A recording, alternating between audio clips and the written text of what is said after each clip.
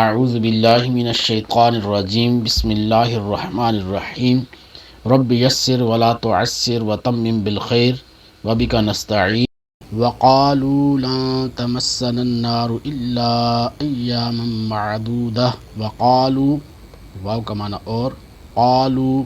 انہوں نے کہا لن تمسنا ہمیں ہرگز نہ چھوئے گی، تمسا کا معنی ہوتا ہے چھونا، لن تمسنا ہمیں ہرگز نہ چھوئے گی، النار نار آگ، الا مگر، ایامن دن، یہ یومن کی جمع ہے، ایامن دن، معدودہ گنے ہوئے، گنتی کے، اور بولے ہمیں تو آگ ہرگز نہ چھوئے گی مگر گنتی کے چند دن۔ قل تم کہو، فرما دیجئے، اتخذتم کیا تم نے لیا ہوا ہے، حمزہ کا معنی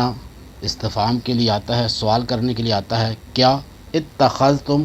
تم نے لیا ہوا ہے، اتخذتم کیا تم نے لیا ہوا ہے،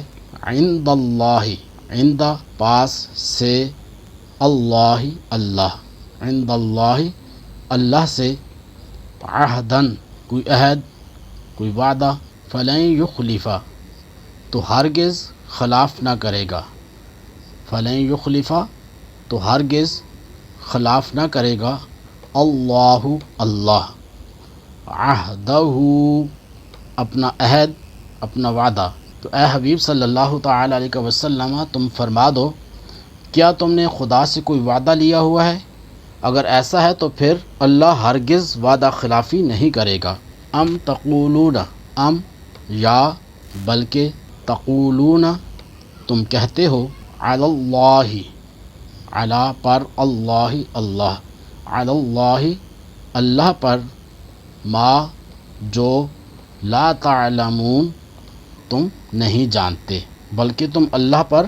وہ بات کہہ رہے ہو جس کا تمہیں علم نہیں۔ وقالوا لن تمسنا النار الا ایاما معدودہ